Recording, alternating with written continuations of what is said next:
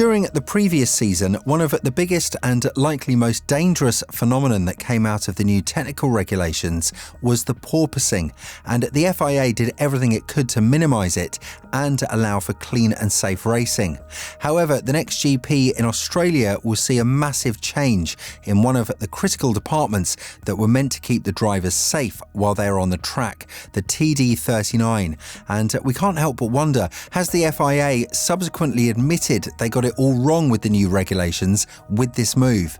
Porpoising came as a result of the cars being heavier and then producing downforce mostly through the floor as they were ran very close to the ground. When generating downforce, the rear end of the car would simultaneously go down, and then it would become too close to the ground, smashing the entire bodywork of the floor in it with the wooden planks, and then in that moment losing a massive amount of downforce. After that, the downforce generation started again, and this resulted in the circular motion of porpoising happening in the first place.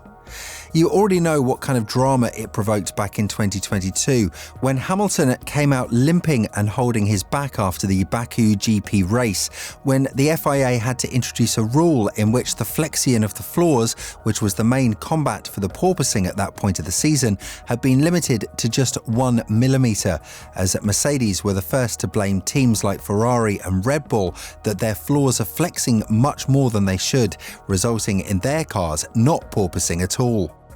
From Belgium onwards, the limit of flexion of the floor has been implemented, and from the Spa GP in 2022, the proposal of the cars being stopped if they porpoised too much saw the daylight as well. The FIA measured the porpoising through an AOM metric that would measure the amount of oscillation produced. But since the new technical regulations of 2023 saw the floor lift of 15 millimeters happening, the porpoising hasn't been seen on any car out there. Therefore, quietly and without making any noise, the FIA has revoked the TD39 from the rest of the 2023 season, meaning that the tracks that gave one of the bumpiest rides in 2022, Australia, is not very likely to present a huge challenge to overcome for the drivers in terms of their cars being stable. It seems like the only thing that the FIA had to do in this matter was to raise the floors by 15 millimeters, as the governing body came to the conclusion that the TD39 is now not a necessary tool in the further development of the season. But why are we learning this right now? According to motorsport.com, the technical directive was removed ever since the beginning of the 2023 season, and given the fact that the rule was relaxed during the 2022 Singapore GP, this was kind of an expected turn for the governing body. After all, they did prove that everything can be fixed with a little bit of lift, and even though Mercedes, the team that advocated so much for these changes, is now struggling with different issues such as increased drag and reduced stability, porpoising isn't one of them. Street circuits like Singapore and Baku proved to be one of the biggest challenges to overcome in 2022, and whether this rule being taken out was a good idea by the FIA or not, time will tell, as the FIA is yet to provide an official announcement regarding the removal of the TD39. And by this, the FIA has given the teams a lot to experiment with, and now there's a legitimate chance that teams can try and solve any potential porpoising issues by them trying different setups in terms of increased downforce generation and not being prohibited by the TD39. Yes, there's a very unlikely option that the teams will risk their drivers' health in compensation for performance, something that they had to give up in 2022 due to the massive presence of the porpoising phenomenon. But at this point of the season, where Red Bull seems untouchable, teams have to perform miracles on their 2023 challenges if they want to get it anywhere near close to the RB19. Yet, one thing remains to be questioned. Why did the FIA revoke the rule without alerting anyone or coming out with an official announcement about it?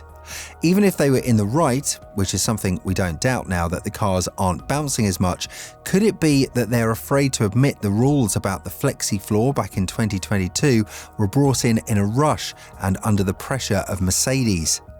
In 2022, Mercedes was constantly on the receiving end of things, especially thanks to the position of their former special advisor, Shayla Ann Rao. Many have suspected that she was the advocate of these new rules being implemented in the first place, and given the fact that they did indeed help Mercedes with the porpoising, the theory is maybe not that far-fetched after all. Of course, it's not her fault that the design of the W14 is a complete mess, something that Mercedes are looking to fix in the following races, but it would be the worst news ever if the FIA goes on to admit that a certain team's wishes have been prioritised over other teams' wants and needs. That has been the main talking point in 2022, and now the FIA uses the adrenaline that every fan and expert has before the beginning of the first race of the 2023 season and quietly revokes a rule that has been standing for half a season. It's definitely another controversial move by the governing body, one of many in the previous period, and at this point we can't help but wonder, does the FIA know what they're doing, and are there any changes that need to be implemented in the sport in a desperate manner? One thing is for sure, the TD39 didn't help teams in pushing their aerodynamic performances to their optimal standard, something that Red Bull and Aston Martin have been able to utilise to perfection in 2023 now that the standard is gone.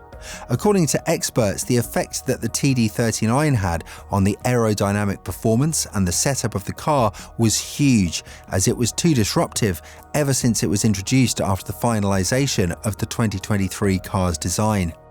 One team that was severely hurt by the TD39 was Ferrari, as we saw that their performance dropped off massively ever since the Belgium GP happened last year. Sure, one major part of that goes to the fact that the Maranello team stopped with the development of their car, but this doesn't mean it's the only reason we have to blame for the Ferrari's lack of performance. Once their floor was prohibited to the 1mm allowance of flexing, the car's generation of downforce has become questionable, to say the least, as they've lost the step to Red Bull massively in the following period.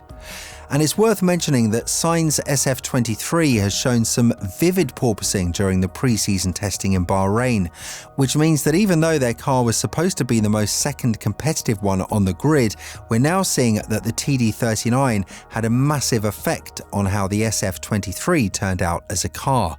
With it being gone from the way, the Ferrari is now yet to withdraw more performance out of the 2023 Challenger, because with TD39 effectively being out of the way, the car can now porpoise as much as it wants as long as it's bringing home decent results. Why is this good news for Ferrari? Remember the nickname that the team had in 2022, porpoising geniuses. Although the F175 was porpoising probably even harder than Mercedes in some events, like Australia, Leclerc was uncatchable at the front, and they were the only team that was able to challenge Red Bull for wins. However, given the floor flexing limitation and the ride height being prohibited to 15mm, it's evident that this can be massively used by Mercedes and Ferrari to catch up with Red Bull in the front. One thing's for sure, the FIA has been very much criticised by the inconsistencies in 2022, and with them following the same pattern in 2023, it's definitely not a good picture for the governing body to enter into one of the most popular periods of the sport. Although the decision to scrap the AOM is definitely one that shows the governing body is thinking in the right direction, the fact that they did it without talking to anyone or making a solid case about it prior to the report, which never came from their side, goes to show that there is something more behind this, with the FIA potentially trying to save itself some embarrassment.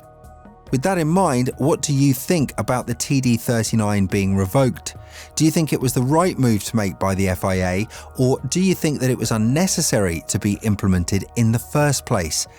Let us know in the comments below.